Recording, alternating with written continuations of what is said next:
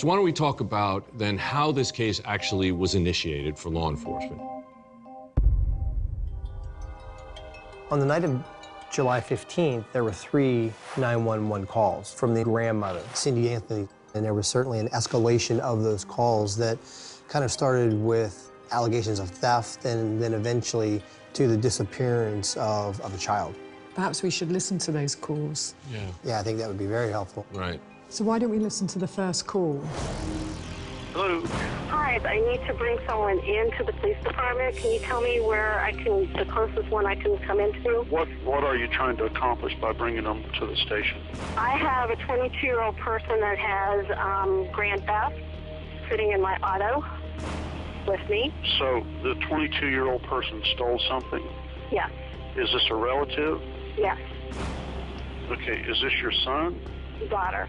My car was stolen. We've retrieved it today. We found out where it was at, and I've got affidavit for my banking account. I want to bring her in.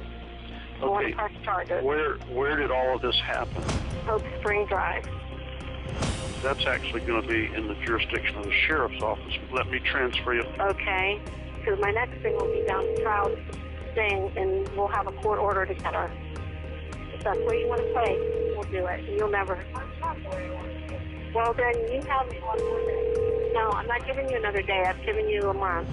The behavioral aspects and the dynamics of this are so bizarre. Cindy is very pragmatic here. She apparently knows that Caylee is not right in their personal environment, although that's not the focus of the issue right here. The focus is the car that had been missing. Cindy doesn't even really know yet what really is the major situation here. That is her missing granddaughter. The sheriff's office eventually tells Cindy to go home and call 911. Okay, well, why don't we play Listen on? to the rest of it? Yeah. So this is the second call once they've got back to the home address. 911. I have someone here that I need to be arrested in my home. They're there right now? A possible missing child. I have a 3-year-old that's been missing for a month. A 3-year-old? Yes. Have you reported that? I'm trying to do that now, ma'am. I'd like to speak to an officer. Can you have someone come out to my house? Okay. Okay, I gotta ask you these questions so I can put them in the call, okay? Okay. Okay, what's her name? Casey Anthony. Casey's there right now? Yes, I got her. I finally found her after a month. She's been missing for a month. I found her, but we can't find my granddaughter. Is Casey not telling you where her daughter is? Correct. Okay, we'll have a deputy out to you as soon as one's available, okay? Thank you. Thank you. Wow. So this is the third call, which is 1.5 hours later, before a deputy was deployed. 911, what's your emergency? I called a little bit ago. The deputy sheriff's not here. I found out my granddaughter has been taken. She has been missing for a month. Her mother finally admitted that she's been missing. She just admitted to me that she's been trying to find her herself. Okay, what is here now? We're talking about a 3-year-old little girl. I need to find her. There's something wrong. I found my daughter's car today, and it smells like there's been a dead body in the damn car. My daughter finally admitted that the baby shouldn't stole her.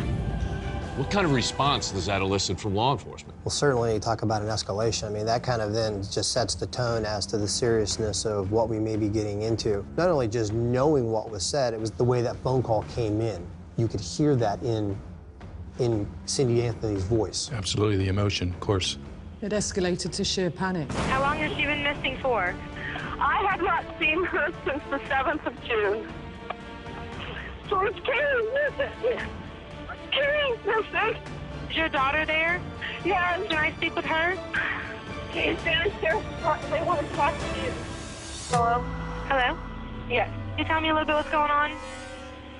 My daughter's been missing for the last 31 days.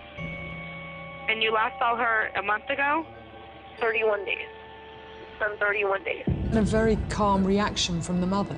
I mean, remember, it's the grandmother who is panicky. You can hear the fear, the concern that her life is spiraling out of control. You can hear her going into meltdown, but not Casey. Casey seems to have been very calm. Who has her? Do you have a name?